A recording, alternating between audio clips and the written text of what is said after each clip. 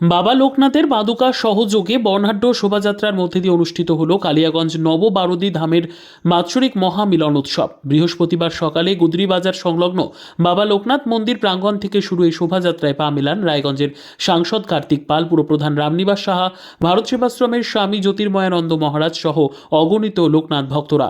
কালীবাড়ি দিয়ে বিবেকানন্দ মোড় হয়ে নগর পরিক্রমা করে শোভাযাত্রা। চণ্ডীপাঠের পর দুপুরে বাবা লোকনাথের মহাপুজো এবং বিশ্ব শান্তি যজ্ঞ অনুষ্ঠিত হয়। বিকেলে প্রসাদ বিতরণ শেষে সন্ধ্যায় ধর্মীয় সঙ্গীতানুষ্ঠান ছিল।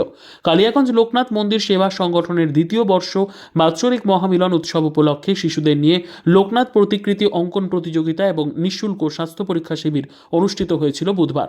শুক্রবার সকাল 11টা থেকে মহাপ্রসাদ বিতরণের মধ্যে দিয়ে সমাপ্ত হবে এই মহামিলন উৎসব।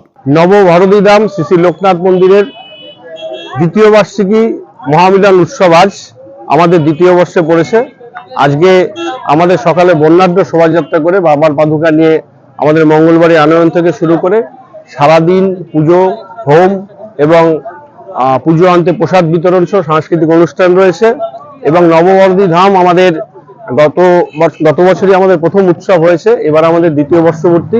আমি আপাময় কালিয়াগঞ্জবাসী সহ সবাইকে অনুরোধ করব, আসুন এই নবভারতী ধামকে আমরা নতুন করে গড়ে তুলি। এখানে বাবার যখন একটা অস্থায়ী মন্দির রয়েছে, আগামী দিনে আমাদের পরিকল্পনা এখানে একটা বাবার মন্দির করব এবং তার সাথে আমরা সারা বছর বিভিন্ন সেবামূলক কাজ করব আমাদের মন্দিরের তরফ থেকে। আমরা সক্রিয় কালিয়াগঞ্জবাসীর যেমন সহযোগিতা চাই, আপাময় আমরা সমস্ত পশ্চিমবঙ্গবাসী সহযোগিতা চাই। ব্যুরো রিপোর্ট, উত্তর বাংলা সংবাদ।